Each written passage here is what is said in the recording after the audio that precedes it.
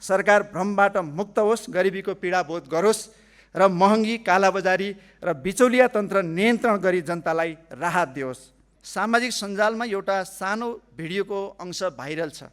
सरकार चलाएको 100 दिनमा हामी देखाउँछौँ कि सरकार कसरी चलाउने भन्ने। कसले भनेको अहिले ठ्याक्कै याद छैन, तर सत्तारूढ दलकै शीर्ष नेतामध्ये कोही पर्न सक्नुहुन्छ। हो, हामीले 100 दिनमा निकै ट्रेलर देख्यौँ। सुकुम्बासी बस्तीमा धुरुधुरु रहेका बालबालिका देख्यौँ, सुत्केरी देख्यौँ, बुढाबुढी देख्यौँ अनि होल्डिङ सेन्टरमा भएका अमानवीय हरकत देख्यौँ। होल्डिङ सेन्टरमा प्रश्न गर्दा नागरिक समातिएको देख्यौँ। नागरिकले आत्मदाह गर्दा माननीयहरूले प्रश्न उठाए, तर राज्यले जवाफको सट्टा माननीयहरूलाई संसदको रोस्टम प्रयोग गरेर मन्त्रीले धम्की दिएको पनि देख्यौँ। प्रश्नबाट डराउने सरकार लोकतान्त्रिक हुन सक्दैन। सचेत रहौँ।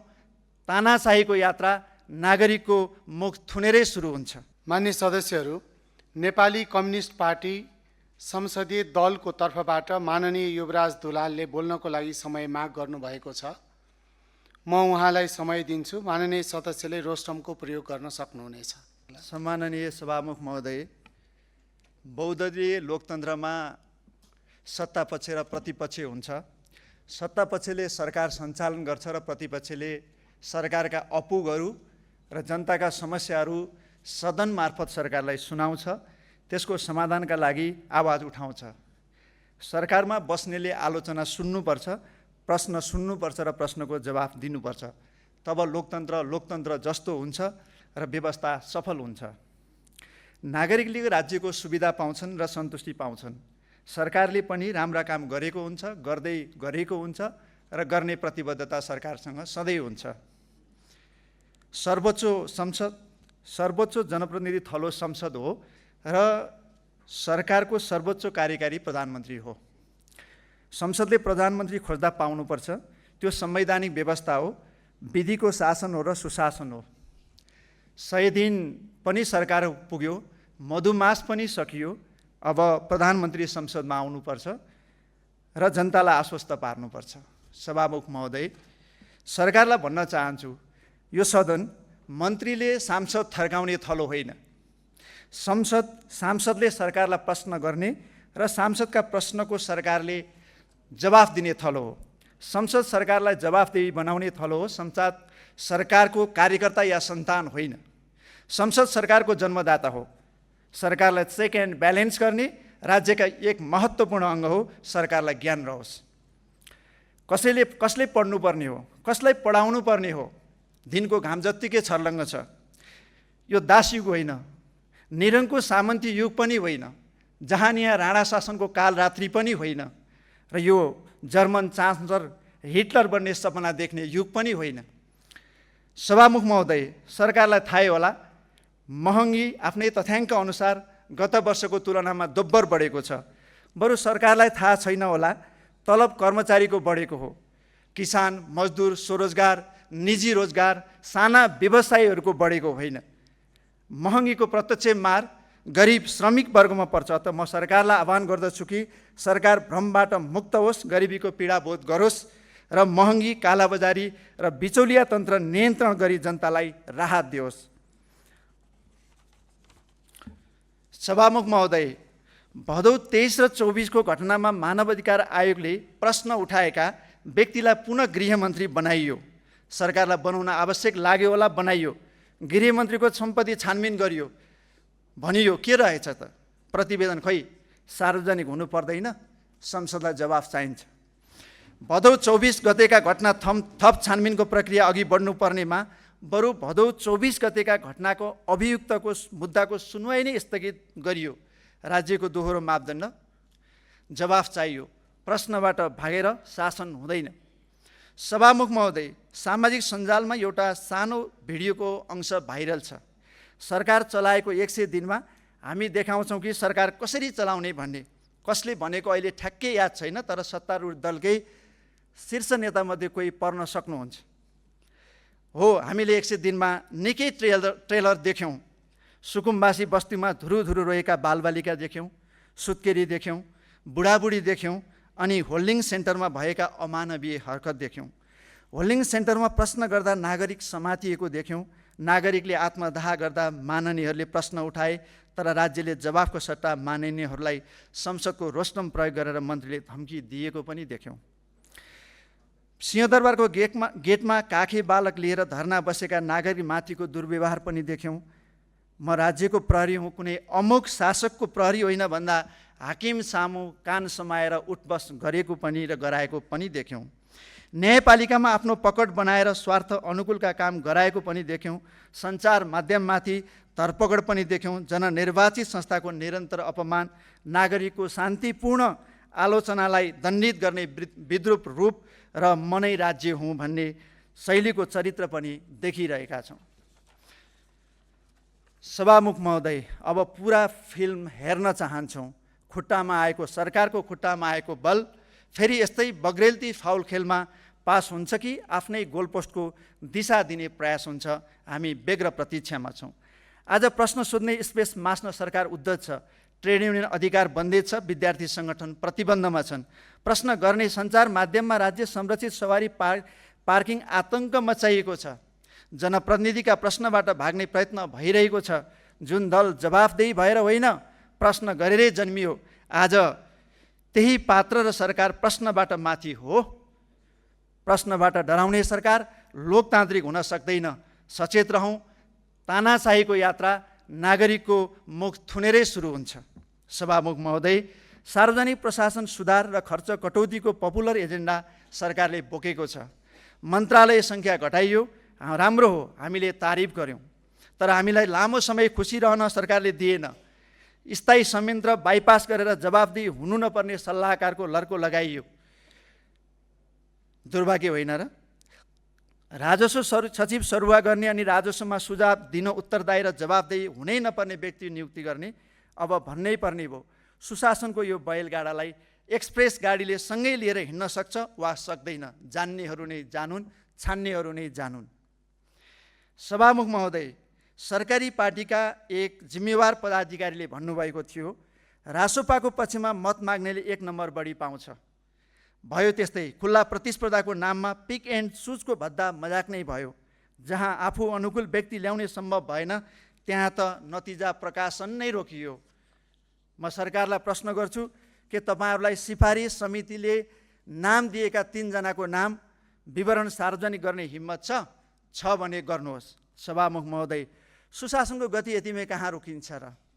जुन दलले, पुराना दलले सङ्गठित संस्था सार्वजनिक निकायमा चरम राजनीति गरे, दलीयकरण भयो भन्ने विरोध गर्यो। जब उसले मौका पायो, सार्वजनिक यातायातमा समेत दलको रङ पोत्ने नीति लियो, चाहना राख्यो। सरकारको हिम्मत छ भने सबै साझा बस सबैका लागि निःशुल्क गरोस्, रङ फेर्नै पर्दैन, हरियै चढौँला, सरकारको तारिफै गरौँला। विश्वविद्यालयमा प्राज्ञहरू नियुक्तिका लागि योग्य भएनन्। राजनीति अन्त्यको बिगुल फुकेर कुनै दलबाट चुनाव लडेका व्यक्तिलाई खटनपटनको जिम्मा लगाइयो दियो, त्यो पनि सुशासन मानौँ। निर्वाचन आयोगमा आफ्नो दलको आन्तरिक निर्वाचन गराउने अवकाश प्राप्त कर्मचारी योग्य देखियो र सिफारिस भयो, त्यो पनि सुशासन मानौँ। क्षमता र ज्ञान जेसुकै होस्, सहकर्मीले संस्थान हाँक्ने जिम्मेवारी पाए, आफूसँगै टेलिभिजन कार्यक्रममा फ्याक्ट चेकको जिम्मेवारी पाएकाले नियामक निकाय सम्हाल्ने अवसर पाए, त्यो पनि सुशासन मानौँ। सुशासनको अर्को नमुना काम त दूरसञ्चार प्राधिकरणको अध्यक्ष नियुक्तिमा देखियो। असार 24 गते 5 बजेसम्म अन्तर्वार्ताको समय राखेर असार 24 गते 3 बजे नै नतिजा सार्वजनिक गरेर अध्यक्ष नियुक्ति गरियो। महामहिम सरकार, सुशासनको योभन्दा भद्दा मजाक अरू केही छ कि? सभामुख महोदय, प्रतिपक्षले प्रश्न उठायो भन्ने सत्तापक्षका सांसदसँग एउटा बनी बनाऊ भाष्य छ। 35 वर्षसम्म देश लुट्यौ, म घोषणा गर्दछु, म र म आबद्ध दल देश लुटेर यहाँ आएका होइनौँ। नागरिकले अपेक्षा अनुसार सबै र चाहे जसरी सबै काम भएन, यो स्वीकार गर्न कुनै दुविधा छैन, तर हामी धेरै काम गरेर आएका हौँ। म यस्तो पृष्ठभूमिबाट प्रतिनिधित्व गर्छु कि यो देशको सामाजिक राजनीतिक परिवर्तनका खातिर जीवनका उर्वर समय बिताएको छु। किशोरावस्था र युवावस्था दुवै बिताएको छु, मेरो दलले बिताएको छ। खुल्ला चुनौती छ, तथ्य र प्रमाणसहित यो देशको लागि, जनताको अधिकारको लागि सरकारमा हुँदा या नहुँदा कसले कति काम गर्यो, यो सदनमा सबैले घोषणा गरौँ। घोषणा गर्न सबैलाई बराबरी समय छुट्यायौँ। हामी तयार छौँ, म तयार छु। कहिलेकाहीँ अचम्म लाग्छ कि सरकारी दलका धेरै माननीयहरू त आरोपका वर्षभन्दा कम उमेरका हुनुहुन्छ। कति माननीय त 30 वर्ष प्रशासन, प्रहरी सेवा अनि 10औं वर्ष योजना आयोगमा नियुक्ति पनि खानुभयो होला, मलाई थाहा छैन। यातायात क्षेत्र सुधारको जिम्मामा 10औं वर्ष राजनीति नियुक्ति खाने मान्ने पनि हुनुहुन्छ होला, उहाँहरूलाई थाहा होला। के हुनुहुन्छ, को हुनुहुन्छ, आफ्नै अनुहार ऐनामा हेर्दा राम्रैसँग देखिन्छ। 35 वर्ष अघि सामाजिक बनोट, आर्थिक सामाजिक अवस्था, शैक्षिक अवस्था, स्वास्थ्य, शिक्षा र पूर्वाधार कहाँ थियो? इतिहास पढौँ र अहिले कहाँ छ बहसमा तथ्याङ्कमा गरौँ। बिक्नका लागि भाष्य यस्तो नबनाऊ कि राजनीतिमा थोरै समय पनि नटिकियोस्। सभामुख महोदय, सरकारले सुकुम्बासीमाथि हदै अमानवीय व्यवहार गरेको छ। बिना सूचना बसिरहेका सुकुम्बासीलाई रातारात होल्डिङ सेन्टरमा पुर्याएर अहिले त्यहाँ पनि खानपिन नै बन्द गरेको खबर छ। कतिपटक मार्ने एउटै वर्गलाई जिउँदै सरकारले नागरिकलाई तडपाएर जिउँदै मार्न खोजिरहेकै हो। अमानवीयताको पराकाष्ठ हामी हेर्दैछौँ। 25,000 दिएर गरिब सुकुम्बासीलाई लखेट्ने सरकारको काम सरासर गलत छ। आँसुले डुबिरहेको होल्डिङ सेन्टरमा बाढी पस्दा थप बिचौलीमा परेका छन्। उनीहरूको पीडा कसले सुन्ने, कसले देख्ने? सरकार, सुकुम्बासी भेट्न जान भिजिलान्तेको अनुमति लिनुपर्ने हो। एउटा भिजिलान्तेहरूको शिरको टोपी थुत्ने अनि राज्यको प्रहरीले त्यो भिजिलान्तेको चाकटी गर्न उल्टै प्रतिष्ठित राजनीतिज्ञलाई र जेनजी आन्दोलनलाई अभियानकर्तालाई कठालोमा समातेर पक्रने, घोक्र्याउने, यही हो लोकतन्त्र? यो कानुनी राज हो कि प्रहरी राज हो कि गुन्डा राज हो? यो सरकारसँग जवाफ चाहन्छु। सुकुम्बासी होल्डिङ सेन्टरमा पानी पसेर नागरिक रुन थालेपछि त्यहाँ सुकुम्बासीका नेता नगएर को जान्छ?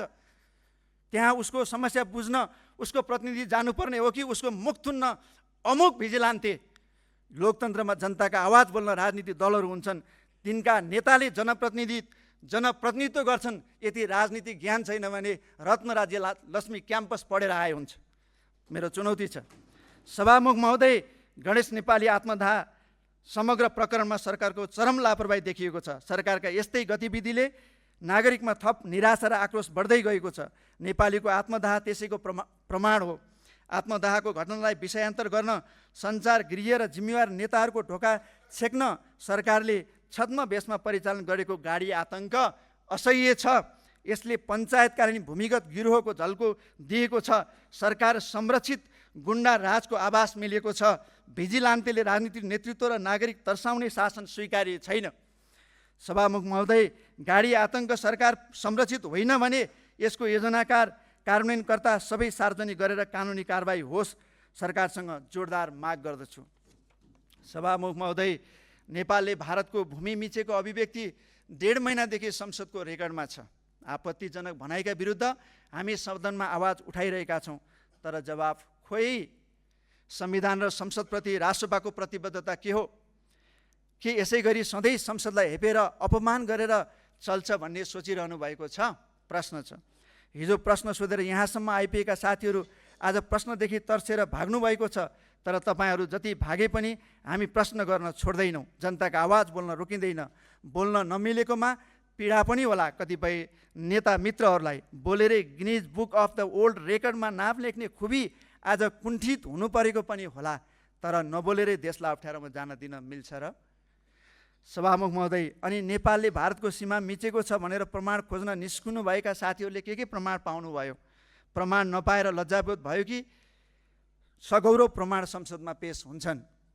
संवैधानिक अङ्गहरूलाई बालुवाटारमा थुन्ने कामहरू भइरहेको छ। स्वतन्त्रतापूर्वक काम गर्नुपर्ने संवैधानिक अङ्गहरू प्रधानमन्त्रीका सहयोगीहरूको हप्की र धम्की सहेर काम गर्नु परेको अवस्था छ। राज्यका स्थायी संरचना बाइपास गरेर अनधिकृत रूपमा संरचना खडा गरेर सुशासन भेटिएला र?